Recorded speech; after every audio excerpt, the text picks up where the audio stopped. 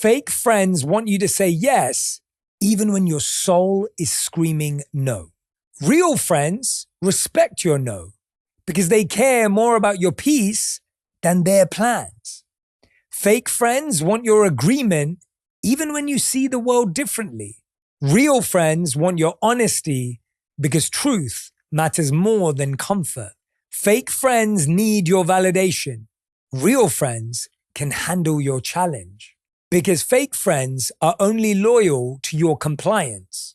But real friends, they're loyal to your authenticity. The #1 health and wellness podcast. Jay Shetty. Jay Shetty. The one, the only Jay Shetty.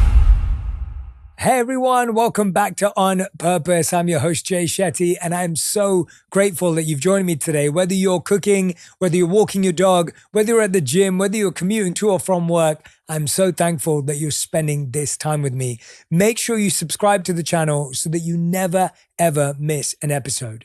Now, I feel like I'm at that age where the conversation around friendships is back.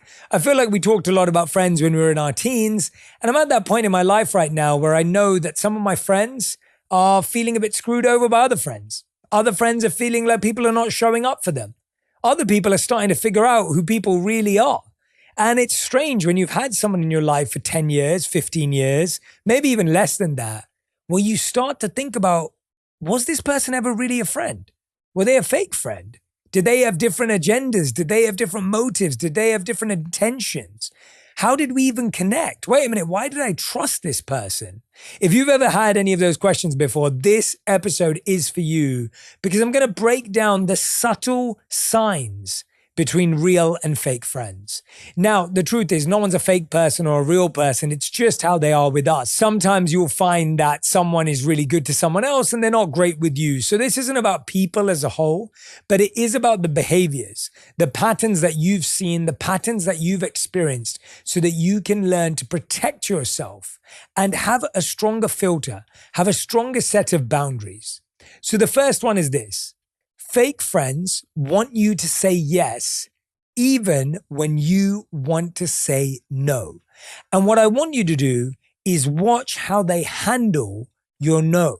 See, here's the thing. Fake friends, they get sulky, they may get distant, or even manipulative when you set a boundary. A real friend, they'll actually respect it when you say no. Maybe they'll tease you, but they don't withdraw their love or respect for you because of that. Now, there's some psychology behind this. When someone respects your boundary, it's because it's tied to secure attachment. See, the thing is that fake friends, they perceive limits as rejection. So when you say, hey, I don't want to go out at 10 p.m. tonight, I want to get an early night, they see that as you saying, I don't want to spend time with you. Other people, when they hear a boundary like, you know what, actually, I'm not sure I want to drink for the next month. They're thinking that's an invitation to see if they can get you to come out. So the challenge is that a real friend is trying to listen, but it also requires them to potentially have secure attachment from their background. So sometimes someone's not a fake person. They're not a bad person. It's just that their wiring has made them insecure. And now they're projecting that insecurity onto you. Now, that doesn't mean you have to deal with it. It doesn't mean you have to tolerate it, but I want you to understand it. See, someone with secure attachment is reliable without suffocation. They show up when it matters, but they don't need to be in your pocket 24/7. An example is they'll check in if you're sick, but they don't demand constant updates throughout the day. Another one from a real friend is that they'll respect your boundaries. They don't guilt you when you say things like, no, I don't think I can make it. My plans have changed. Things have shifted. They'll be like, totally fine. We'll catch up later. We'll figure it out.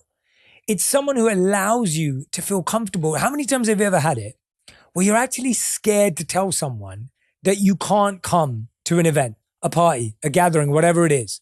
It's your friend. It's someone that you should know really well. It's someone that should understand you. And you might have a legitimate reason, or you might have the worst reason, but it's your friend. You should be able to tell them.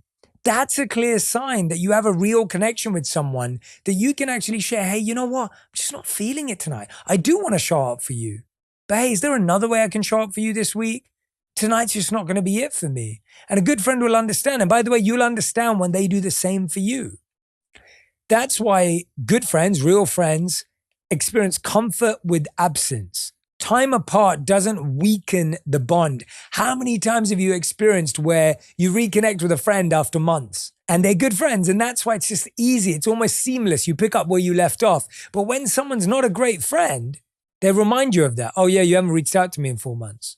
Oh, you know what? You didn't reply to me immediately. Oh, you know what? It's been 4 hours since I texted you. It's a really interesting thing because the truth is, hopefully you have a connection enough that person should know you care about them and you know they care about you. But when that's used against you, that's when it starts to cause issues. The other aspect of it that's really important is something known as balanced support. They don't just comfort you, they challenge you to grow. This is something you have to allow. It's something you have to invite. If every time your friend gives you feedback or your friend gives you insight and you reject it, guess what? You're actually rejecting them from saying uncomfortable things to you. Now, there is a difference. Is someone sharing something with you for you to get better? Or is someone sharing something with you to look better? Sometimes your friend will give you feedback to make you better. But sometimes someone will give you feedback to make themselves feel better. This is an intention and energy thing where we have to learn to check in with ourselves, to check in with them and recognize whether they're coming from a good place. If they're coming from a place of making you feel bad, to be more powerful, to control you, we don't want that kind of person in our life. But if they're coming from a place for you to grow, for you to be better, you want to be open and invite that. A lot of us close it off. A lot of us make people feel bad for sharing great feedback. A lot of us make our friends feel like we don't have space for that or room for that. And all that leads to is a less honest, less transparent relationship. Now, I do want to share that a lot of people's attachment, whether it's secure or insecure, could be based on their childhood. John Bowlby, who's a psychologist, who's the attachment theory founder, found that secure attachments in childhood predict trust and resilience in adulthood. So if someone's had a tough childhood and they haven't experienced that from their parents, it's less likely they're going to have that with you. And in friendships, this translates into predictable safety, right? You don't fear abandonment. They don't experience betrayal or rejection or constant judgment. Research shows securely attached adults are better at conflict resolution, empathy, and forgiveness. This is why I keep saying there's no fake person. There's only people who have experiences that have made them harder at dealing with these things. Again, that doesn't mean it's an excuse. It doesn't mean you tolerate it. You still have to protect yourself, but it's good for us to understand it. Fake friends want you to say yes, even when your soul is screaming no. Real friends respect your no because they care more about your peace than their plans. Fake friends want your agreement even when you see the world differently. Real friends want your honesty because truth matters more than comfort. Fake friends need your validation. Real friends can handle your challenge. Fake friends prefer the version of you that's easy, polished, and agreeable. Real friends embrace the version of you that's messy, complicated, and real. Because fake friends are only loyal to your compliance. But real friends, they're loyal to your authenticity. The second way to know is fake friends keep score and real friends, they lose count. Now, a fake friend will say, I bought you coffee last time. A real friend will say, don't worry, I've got this one. Or actually, if they really did get you coffee last time, you'd be the one to say, don't worry, I've got this one. Think about that. Healthy bonds operate on generosity, not ledgers, right? Fake friends remember what you owe. Real friends forget what they gave. If I asked you, can you list off all the nice things you've done for your friend in the last 30 days? I'm sure you don't know. I'm sure you can't remember. If someone said to me, what were all the nice things you do? I'd have to really rack my brain to push to find those things. I'd find them, but it's not something I'm thinking about. It's not something I think about when I text them. It's not something I'm thinking about when I call them. It's not something I'm thinking about when I'm with them. A good friend is not thinking about all the good things they've done for that person if you're in a real friendship. And the same way is back. They're not thinking about all the good things they've done to you. If anything, a real friendship is when you're talking to someone, in your mind and heart, you're thinking of all the amazing things they've done for you.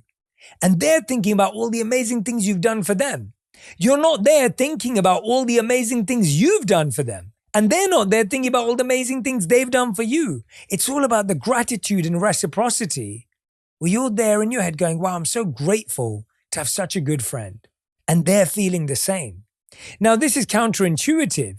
We think debt is only financial, but social debt, I did this for you, so you owe me, is the real trap of fake loyalty. And there's psychology behind this. This is called scorekeeping behavior in relationships. Genuine friendships thrive on communal norms, giving without expectations, while fake ones operate on exchange norms, transactional give and take.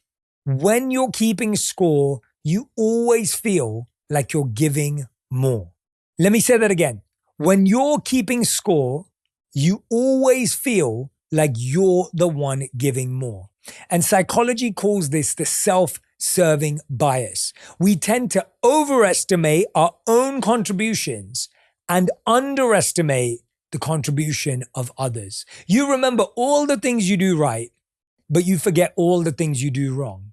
You remember all the things that they do wrong, and you remember none of the things that they do right. Scorekeeping is competitive. It's all about who's doing more, who's giving more. But real friendship isn't about competition. It's about collaboration. It's thinking as a team. If everyone on a team is thinking about who's doing more, who's doing less, you can't win.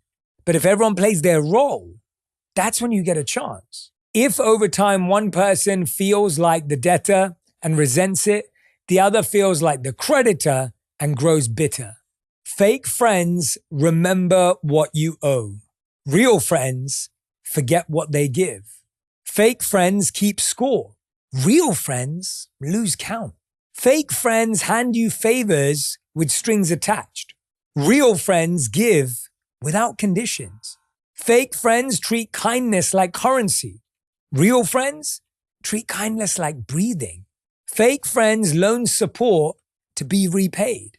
Real friends invest love with no return expected. Fake friends give to gain. Real friends give to grow. One way to know the difference between a real or a fake friend is share the good news and watch the micro reaction. We've always talked about how a good friend is someone you can reach out to in the time of need. When someone shows up for you when things aren't going well for you, that says a lot. It says a lot about them. And you shouldn't forget those people. But you know what's really interesting? A real friend is also someone that you want to talk to when you're winning, when you're doing well, when things are going great.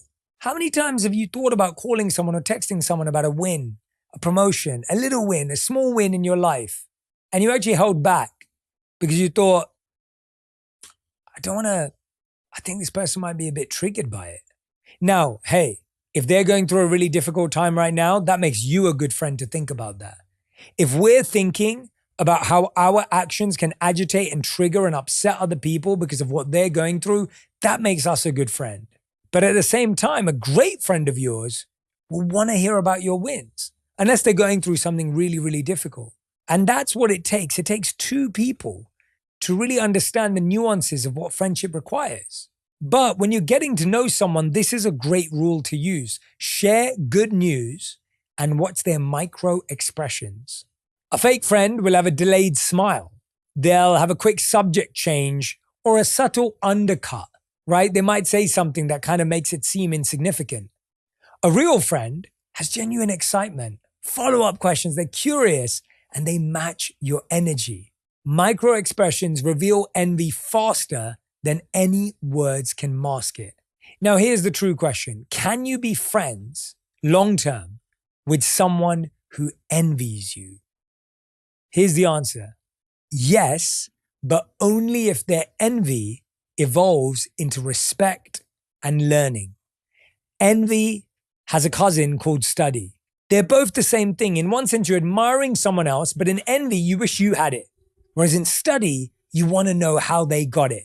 Right? In envy, You think, I wish I had that. I deserve more. I can't believe they got it. Why not me? Instead, you think, how did they get there? I hope I can learn from them. I hope I can grow with them. Envy at its root is corrosive. It's wanting what someone has and potentially even wishing that they didn't have it. Psychologists call this malicious envy. It eats away at trust because deep down, someone's secretly rooting against you. But there's another form of envy that is more common. The kind that says, you inspire me and I want to rise to your level. That kind of envy can actually strengthen a friendship. It becomes fuel. The danger is this. Envy always puts a crack in the glass. If that person doesn't deal with it, resentment leaks through. And over time, you'll notice subtle jabs, muted applause, or that quiet satisfaction when you stumble. So the real answer is, you can be friends with someone who envies you, but only if their envy becomes respect or becomes support. If it stays envy, you'll never feel safe because envy doesn't clap for you. It competes with you. A real friend isn't threatened when good things happen for you. They celebrate with you and even use your success as motivation to push themselves forward. A fake friend feels uneasy when you succeed. They may smile, but deep down they're wishing it happened to them. A real friend asks, how can I support you? A fake friend asks, why not me? A real friend claps loudly when you win. A fake friend claps softly or not at all, because your win feels like their loss. A real friend grows with you. They're inspired by your growth and want to rise alongside you. A fake friend resents your growth. They want you to stay the same so they don't feel left behind. Real friends see your success as shared joy. Fake friends see your success as their personal failure. Again, I want to point this out. If you're a real friend too, you'll be mindful of agitating or hurting someone. I was talking to a friend recently. They were really excited that they got pregnant, but they knew that one of their friends had just had a miscarriage. So they were mindful in how they shared that news. Does that mean the friend who had a miscarriage was a bad friend because they couldn't be excited? Of course not. They were going through something extremely tragic and difficult. And so we have to realize that good friend requires understanding on both sides. I think we live in a culture right now that goes, well, if you don't show up for me, then we're not good friends. But did I show up for you properly in that moment, in the way you needed me to as well? You've got to take that into account. The next one is that fake friends make you feel like you're not enough or you're too much all at the same time. Real friends make you realize you are just who you are, right? A real friend's going to be like, hey, sometimes you can be annoying, right? Sometimes you are the most frustrating person to be around, but that's not too much. And it's not enough. A fake friend will say, you know what? Sometimes you're just too much. You're just too much. A fake friend will be like, yeah, I don't think you're good enough at that. I don't think you could do that. There's no openness. A fake friend is also someone who tells you you're amazing and you can do everything. A real friend goes, hey, have you thought about this? And that is so much dependent on us as a friend. Are we giving them that space to be that way? It's not just how people are, it's how we allow them to be. If we want to be surrounded by everyone who says yes to every one of our ideas, that's what you'll get. Then you can't be mad that you don't have honest friends. But if you're someone who allows for someone to say that to you, you're going to have much deeper relationships. But maybe you've had this. Maybe someone said to you, you're too sensitive. You're not enough, whatever it may be. The truth is, a real friend will be like, hey, this is the reality. This is what you look like. Sometimes you're great, sometimes you're not great, right? Unconditional positive regard predicts healthy bonds. Real friends never make you feel too much or not enough. Fake friends make you question yourself. Too loud, too quiet, too needy, too distant. Real friends accept your highs and lows. Fake friends only want the easy version of you. Real friends let you show up unfiltered. Fake friends make you edit yourself to keep their approval. Real friends remind you that who you are is enough. Fake friends leave you feeling like you always need to be someone else. Now, this is probably the biggest one. Observe how they talk about others. Fake friends, they constantly gossip, especially about people that they call their friends. A real friend may vent occasionally, but they don't undermine or betray someone's confidence. Now, here's the behavioral cue. Gossip about others is future gossip about you. Remember that. If someone's gossiping about others, that means in the future, they will probably gossip about you. And what we do is we use gossip as a way to bond. It's the easiest, lowest form of connection. If we both don't like the same person and we bond over that, that is the lowest form of connection. This is known in the Bhagavad Gita as something known as the mode of ignorance, where we connect over negativity, fear, ignorance, anxiety, right? Where we're getting connected because we both hate the same person or don't like something about them. A step up from that is something known as the mode of passion. It's when you bond with someone because you have the same goals. You want to do the same workout, you want to build muscle, you want to lose weight, whatever, and you both want the same thing. You want to be successful. Higher than that is when you connect with each other because you want to create peace in each other's lives. You want love, joy, connection. That's what you want to share. Those are the three types of relationships. We've got to be really careful about the bonds that are made over gossip. If someone bonds with you by talking badly about others, the unspoken truth is they'll do the same with you. Research shows negative reciprocity. How people behave towards others is how they're likely to behave toward you. It creates something known as shallow intimacy. Gossip feels like closeness because you're in on the secret, but it's not about you. It's about someone else not being there. Psychologists call this pseudo-intimacy, quick surface-level closeness that doesn't last at all. It actually spreads anxiety instead of safety. True friendship lowers stress. Gossip does the opposite. It plants suspicion. You wonder, what do they say about me when I'm not there? Gossip activates the brain's threat detection system, putting you on edge instead of at ease. Trust theory shows that once you see someone betray another, you subconsciously mark them as a betrayer. Fake friends talk badly about others to get close to you. Real friends talk about you to get close to you. Fake friends use gossip as the glue. Real friends use honesty as the glue. Fake friends share secrets that aren't theirs. Real friends protect the secrets you trust them with. Fake friends bond over tearing people down. Real friends bond over building other people up. Fake friends have you wondering what they say about you when you're not there. Real friends make you confident. They defend you when you're not in the room. Another way you can tell is that fake friends want the best from you and real friends want the best for you. Now, fake friends' loyalty is conditional on your usefulness. Real friends don't care whether you're useful, they appreciate you. Now, this is the difference between instrumental versus intrinsic relationships. Shallow bonds are transactional, deep ones are values-based. A real relationship is one that is built on values and vision. If you have a similar vision, you have similar values, you have a powerful relationship. If you don't, but you might think you do because some of that aura from your values and vision can kind of feel intoxicating sometimes. Fake friends may just want your connections. They want your network. They want to know how you got there, and that's all they want. Real friends just want you to be happy and they enjoy your company. And how I think that adds up is that fake friends disappear when you change. And real friends, they grow with you. I'm sure in your life, you're at a place where you've changed so many times. You probably changed since you were at college. You changed since you were at high school.